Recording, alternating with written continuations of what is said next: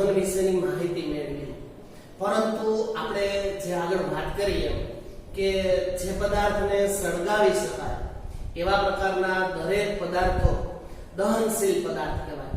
Petrol, diesel, લાકડું, કોલસો.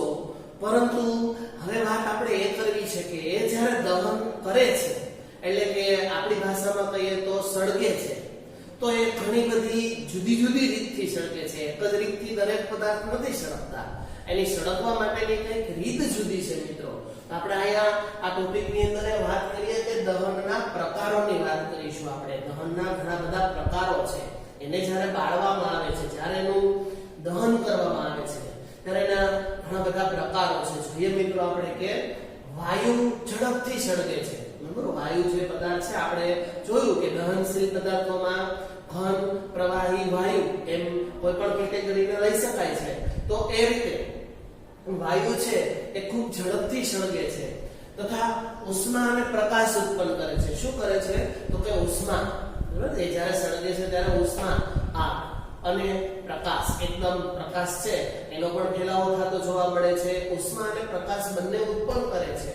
આવા દહનને ઝડપી દહન, શબ્દનો જો છે મિત્રો ધ્યાન રાખજો, ઝડપી દહન કહે છે. તમને પ્રશ્નમાં પૂછી શકાય કે ઝડપી દહન કોને કહે છે, અથવા તો ઝડપી દહનની વ્યાખ્યા આપો તો તમારે લખવાનું રહેશે કે વાયુ ઝડપથી સળગે છે તથા ઉષ્મા અને પ્રકાશ બંને ઉત્પન્ન કરે છે, એટલા માટે આવા દહનને ઝડપી દહન તરીકે ઓળખવામાં આવે છે. ત્યાર પછી આપણે જોઈએ કે ફોસ્ફરસ છે એ એવો પદાર્થ છે કે જે ઓરડાના તાપમાને એકદમ જ્વલનશીલ પદાર્થ છે. એટલે આ ફોસ્ફરસ છે એકદમ ઓરડાનું તાપમાન, જે સામાન્ય ગરમી જેને આપણે કહી શકાય, બંધ રૂમ હોય અને અંદર જે બફારો થતો હોય એવી સામાન્ય ગરમી ઓરડાના તાપમાને એકદમ નીચી કક્ષાની ગરમી હોય તો પણ એ સળગી ઉઠે છે. એટલો જ્વલનશીલ પદાર્થ છે. એટલે આ ફોસ્ફરસ છે એ આવા તાપમાને પણ સળગી ઉઠે છે. તમને કદાચ ખાલી જગ્યામાં પૂછાઈ શકે. સળગવાના જે પ્રકારના પદાર્થ, બરાબર, જે આપણે વાત કરીએ છીએ કે જે પદાર્થ સળગે છે એમાં કોઈ પદાર્થ અચાનક એકદમ આપણને ખબર પણ ન હોય એવી રીતે કોઈ દેખીતા કારણ વગર જ, કોઈ કારણ પણ ન હોય, એને સળગવા માટેનું કોઈ કારણ પણ ન હોય એવી રીતે ભડકો થઈને સળગી જાય છે, એકદમ ભડકો થાય છે. એવી રીતે જો કોઈ પદાર્થ સળગી જતો હોય તો તેને સ્વયંસ્ફુરિત, બરાબર, સ્વયં એટલે પોતાની રીતે, સ્વયંસ્ફુરિત દહન તરીકે ઓળખવામાં આવે છે. આવો પદાર્થ છે એને શું કહેવાય? સ્વયંસ્ફુરિત દહન. આ જે સળગે છે એ સળગવાની ક્રિયા સ્વયંસ્ફુરિત, પોતાની જાતે, સ્વયં એટલે જાતે, સ્ફુરિત એટલે પ્રેરણા મળે એની જાતે એ સળગે છે. આપણે કીધું ને કે કોઈ દેખીતા કારણ વગર જ આવા પદાર્થો સળગી જાય છે, અચાનક ભડકો થઈ જાય છે, આવું બની જાય છે તો એને સ્વયંસ્ફુરિત દહન કરે છે. તમારા પાઠ્યપુસ્તકમાં એ મુદ્દો આપેલો છે, જો પેજ નંબર પાઠ્યપુસ્તકની અંદર 70મા પેજ પર બોક્સ આપેલું છે પીળા કલરનું, જો કે કોલસાના ભૂકાના સ્વયંસ્ફુરિત દહનને કારણે કોલસાની ખાણમાં ઘણીવાર ભયાનક આગ લાગે છે. આવું ક્યાં બને છે તો કે મોટા ભાગે કોલસાની ખીણ હોય, જ્યાં મજૂરો ઝાઝા બધા કામ કરતા હોય અને કોલસામાં ક્યારેક આવો અચાનક આગ લાગી જવાનો બનાવ બને છે, આવી દુર્ઘટના કે આવો અકસ્માત સર્જાય છે, ત્યારે સ્વયંસ્ફુરિત દહન ઘણીવાર સૂર્યની ગરમી કે વીજળીના પડવાથી થાય છે. ખૂબ ગરમી, ઉનાળાની અંદર પુષ્કળ તાપમાન હોય ત્યારે, અને ઘણી વખત વીજળી પડે છે ત્યારે, બરાબર, ચોમાસાની ઋતુ દરમિયાન જે તે ખેતરમાં જે તે જગ્યાએ વીજળી પડે છે ત્યારે પણ આવા ભડકા થતા જોવા મળે છે. જો કે મોટા ભાગના દાવાનળ કે જેને આપણે જંગલની આગ, આપણે આગલા લેક્ચરની અંદર જોઈ ગયા છીએ કે આવા દાવાનળ માણસની લાપરવાહીને લીધે થાય છે. જ્યારે માણસ બેદરકાર હોય ત્યારે આવા મોટા ભાગે આવી રીતે એને કોઈ પરવા ન હોય ત્યારે આવા પ્રકારના અકસ્માતો સર્જાય છે. યાદ રાખવું જોઈએ કે પિકનિક કે મુલાકાત પછી જંગલમાં તાપણા સંપૂર્ણ ઓલવી નાખવા જોઈએ. આપણે જોઈએ છીએ કે આપણે ઘણી બધી વખત ફરવા જતા હોય મિત્રો, અને પછી ત્યાં આપણે તાપણું કરીએ છીએ, બરાબર, શિયાળાની ઋતુમાં ગયા હોય અને તાપણું કરીએ. આપણે તો એ જંગલમાં ગયા હોય, આપણે મોજ મજાનો ટાઈમ હોય એ પૂર્ણ કરીને આપણે જતા રહીએ છીએ. પાછળથી એ તાપણું ઠારતા નથી તો ક્યારેક એવો અકસ્માત બની જાય કે પવન આવવાથી એ તાપણાની જે વસ્તુઓ છે બીજી જગ્યાએ જંગલની અંદર ફેલાઈ જશે અને પછી એ મોટી આગનું સ્વરૂપ બરોબર ધારણ કરી લે છે. તો આપણી નૈતિક ફરજમાં આવે છે કે આપણે આવી બેદરકારી ન રાખવી જોઈએ અને કાળજીપૂર્વક આ વસ્તુ ધ્યાનમાં રાખવી જોઈએ મિત્રો. ગરમી, પ્રકાશ અને અવાજની ત્વરિત પ્રક્રિયા બરોબર આ ત્રણ વસ્તુ ભેગી થાય આ સળગવાની. એક વાત કરી આપણે ઝડપી દહન, બીજી વાત કરી સ્વયંસ્ફુરિત દહન, હવે ત્રીજી વાત કરીએ છીએ વિસ્ફોટની બરોબર કે જેમાં પુષ્કળ પ્રમાણમાં ગરમી, પ્રકાશ મળતો હોય અને અવાજની તીવ્રતા. દાખલા તરીકે આપણે દિવાળીના સમયમાં ફટાકડાઓ ફોડીએ છીએ, રોકેટ, છત્રી બોમ્બ અથવા તો આપણા જે સૈનિકો છે એ જ્યારે સરહદ ઉપર કોઈ દેશ સાથે યુદ્ધ થાય ત્યારે પણ મોટા બોમ્બનો ઉપયોગ કરે છે. તો આવા એકદમ વિસ્ફોટ ઘણી બધી વખત આપણે ખેતરની અંદર મોટા કુવાઓ કે બોર બનાવવા માટે વિસ્ફોટ કરવામાં આવે છે બરાબર. તમે સાંભળ્યો હશે, તમે જોયો હશે. તો એ આવી ત્રણ પ્રકારની ક્રિયા ગરમી, પ્રકાશ અને અવાજની ત્વરિત પ્રક્રિયાઓ ભેગી થાય એટલે જે દહનનો ત્રીજો પ્રકાર છે વિસ્ફોટ એ સ્વરૂપ ધારણ કરે છે. તો મિત્રો આપણે અહીંયા ત્રણ પ્રકારના દહન શીખી શકીએ: ઝડપી દહન, એક સ્વયંસ્ફુરિત દહન અને બીજું વિસ્ફોટ. મિત્રો પછી વાત આવે છે જ્યોતની બરાબર. આપણે જે પાઠનું નામ છે કે દહન અને જ્યોત. તો હવે જ્યોત કેવા પ્રકારની હોય છે એનો થોડો અભ્યાસ કરીએ. પાઠ્યપુસ્તક સાથે લઈ લેવું. એલપીજી ની જ્યોતને તમે ધ્યાનથી નિહાળો. ઘરે જે ગેસ છે એલપીજી નો એની જ્યોત કેવી છે તમે જુઓ. શું તમે જ્યોતનો રંગ કહી શકશો? તો એમાં તમને જુદા જુદા કલર જોવા મળશે. જો તમે ધ્યાનથી મીણબત્તીની જ્યોત, મીણબત્તી સળગાવી અને એની જ્યોત કેવી છે એ જોવાનો પ્રયત્ન કરો. તમે આગલા ધોરણમાં મેગ્નેશિયમની પટ્ટીને સળગાવવાનો અનુભવ કરેલો છે. એના આધારે આપણે કોષ્ટક 6.2 જોઈએ.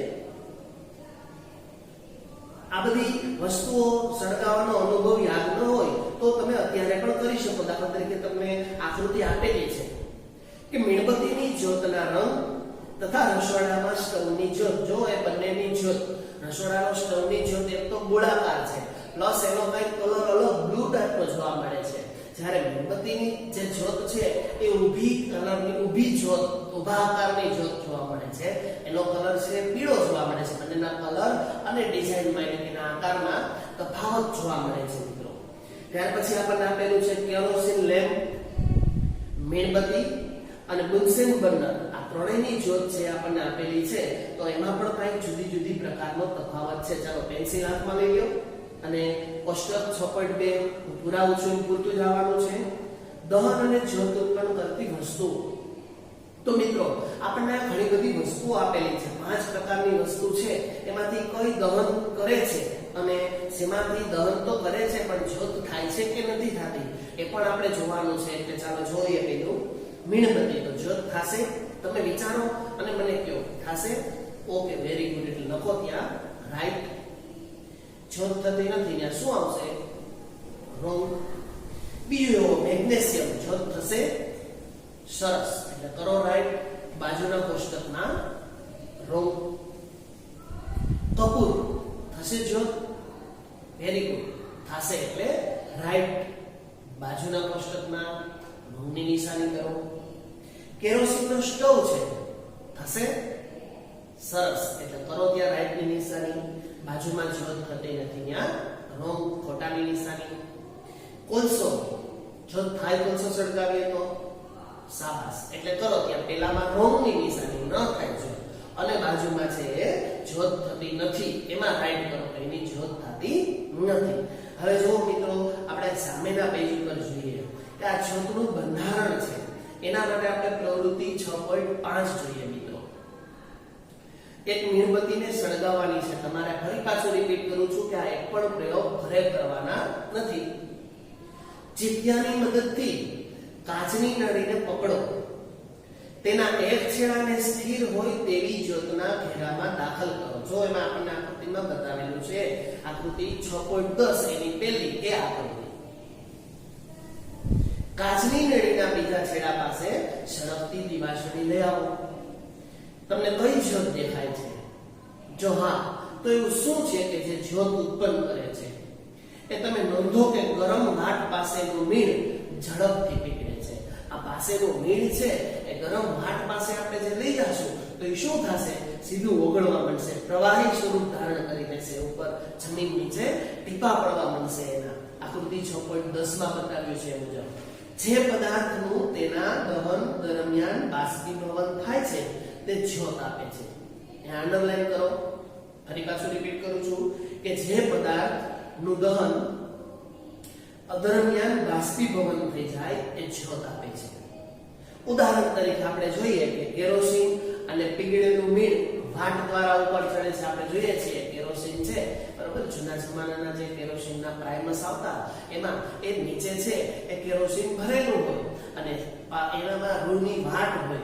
એ કેરોસીન છે એ વાટ દ્વારા ઉપર ચડતું જાય છે બરોબર, એટલે કે ઉપર કેરોસીન જતું જાય એ કેરોસીનનું દહન થાય છે અને પરિણામે આપણને પ્રકાશ મળે છે. કેરોસીન તથા પીગળેલું મીણ વાટ દ્વારા ઉપર ચડે છે. મીણબત્તીમાં પણ આવું થતું જોવા મળે છે અને દહન દરમિયાન તેનું બાષ્પીભવન થઈ જાય છે. આ જ્યોત ઉત્પન્ન કરે છે. બીજી બાજુ કોલસાનું બાષ્પીભવન થતું નથી માટે તે જ્યોત ઉત્પન્ન કરતો નથી. બંને તફાવતમાં પૂછી શકાય કે કોલસામાં આવી પ્રક્રિયા થતી નથી એટલે કે એમાં જ્યોત ઉત્પન્ન કરી શકાતી નથી. એ રીતે નથી કરી શકાતી જેમ કે આપણને પ્રવૃત્તિ 6.6 આપેલી છે એ મુજબ. શું મીણની વરાળ છે એ કાચની નળીમાંથી બહાર આવતી હતી કે જ્યોત ઉત્પન્ન કરતી હતી? શું થતું હતું? વરાળ બહાર આવતી હતી, જ્યોત ઉત્પન્ન કરતી નહોતી. જ્યારે મીણબત્તીની જ્યોત હોય ત્યારે એક કાચની તકતી કે જેને સ્લાઇડ કહેવાય એમાં જ્યોતના પ્રકાશિત ભાગમાં એને દાખલ કરવાની છે. દાખલા તરીકે આપણને આકૃતિ આપી છે સામે 6.11 એ રીતે તેને ચીપિયા વડે 10 સેકન્ડ પકડી રાખો અને પછી હટાવી લો. જો કે કાચની તકતી કે સ્લાઇડ ઉપર એક કાળાશ પડતું વર્તુળ બને છે. તે જ્યોતના પ્રકાશિત ભાગમાં રહેલા અને દહન ન પામેલા કાર્બનના કણો દર્શાવે છે. જોઈ શકીએ છીએ આપણે મિત્રો કે ઘણા બધા કણો છે એકદમ બ્લેક કલરના હોય, કાળા કલરના હોય. એ શું દર્શાવે છે? તો કે કાં તો એ પદાર્થનું અપૂર્ણ દહન, પૂરેપૂરો પદાર્થ સળગેલો નથી, અપૂર્ણ દહન. બરાબર, કેવા છે? કાળા કણો છે કાર્બનના, એ અપૂર્ણ દહન બનાવે છે. હવે તાંબાના તારને જ્યોતના બહારના ભાગમાં સહેજ અંદર રહે તેમ 30 સેકન્ડ માટે પકડી રાખો. જો આપણને આપેલું છે આકૃતિ 6.12. તમે નોંધશો કે જ્યોતની તરત જ બહાર રહેલો તાંબાનો લાલ બહારનો ભાગ છે એકદમ લાલચોળ થઈ જશે. બરાબર, પીળામાંથી એનો કલર લાલ થવા માંડશે. શું એમ દર્શાવે છે કે તે જ્યોતના તેજસ્વી નથી એવા ભાગનું તાપમાન ખૂબ ઊંચું છે? ખરી રીતે જ્યોતનો આ ભાગ સૌથી ગરમ ભાગ છે. હકીકતે તો શું છે? તો કે આ ભાગ છે એકદમ ગરમ છે. ધાતુની ફૂંકવાની નળી વડે સોની જ્યારે જ્યોતના સૌથી બહારના ભાગમાં સોનું અને ચાંદી પીગાળવા માટે ફૂંકે છે. જો આપણને પાછળના પેજમાં આકૃતિ આપેલી છે બરોબર, એ ત્યારે જ્યોતના સૌથી બહારના ભાગનો ઉપયોગ કરે છે. જો એક ભાઈ આપણને સોની છે એ ધાતુની નળી વડે હવા ફૂંકતો સોની છે અને આના આધારે મિત્રો એક સરસ મજાની મીણબત્તીની આકૃતિ આપેલી છે. એ આકૃતિ છે એ તમારે ખાસ આજે રફબુકમાં એક વખત દોરવાની છે સારી અને પાકી પણ કરવાની છે. એના બધા જ ભાગો છે એ ખૂબ અગત્યના છે. જો હું તમને સમજાવું છું કે મીણબત્તીની જ્યોતના વિવિધ ભાગ, તો આ બાજુ આપણને ભાગ આપેલો છે સૌથી ગરમ ભાગ પેલો. શું છે? તો કે એની સામે લખેલું છે કે સંપૂર્ણ દહન વાળો સૌથી બહારનો વિસ્તાર ભૂરા કલરનો હોય. તમને MCQ માં પૂછાશે આ કલર કેવો હોય છે? એકદમ ભૂરો કલર હોય છે, એકદમ બહારનો ભાગ. બીજો મધ્ય ભાગ, જો એરો કરેલો છે બરાબર, કે સૌથી ઓછો ગરમ થયેલો ભાગ છે. એ જ્યાં અપૂર્ણ દહન વાળો મધ્યનો વિસ્તાર કે જેનો કલર પીળો હોય છે, પેલો ભૂરો અંદર પીળો. અને ત્રીજો ભાગ કે જે મીણબત્તી બતાવે છે અને જે વાટની પાસે હોય છે ત્યાં જો કે જે ન દહન થયેલા મીણની વરાળનો સૌથી અંદરનો વિસ્તાર છે, ઓછો ગરમ વિસ્તાર હોય ત્રીજા કલરનો, કે જેનો કલર કાળો હોય છે. આ ફરી પાછું રિપીટ કરાવું છું મિત્રો, યાદ રાખજો જો બરોબર પાઠ્યપુસ્તકના કે સૌથી ગરમ ભાગ છે એ સંપૂર્ણ દહન વાળો સૌથી બહારનો વિસ્તાર છે, એનો કલર ભૂરો હોય. બીજું મધ્ય ભાગ છે કે જે અપૂર્ણ દહન વાળો છે, અડધો છે, પૂરેપૂરો નહીં, અને મધ્યનો વિસ્તાર કહેવાય, પીળો કલર હોય એનો. અને ત્રીજો સૌથી ઓછો ગરમ, બરાબર, કે જ્યાં દહન ન થયેલા મીણબત્તીની વરાળનો સૌથી અંદરનો ભાગ, કાળો ભાગ જોવા મળે છે. તો આ મીણબત્તી આપણને ભૂરા, પીળા અને કાળા એમ ત્રણ કલરના આપણને જોવા મળે છે.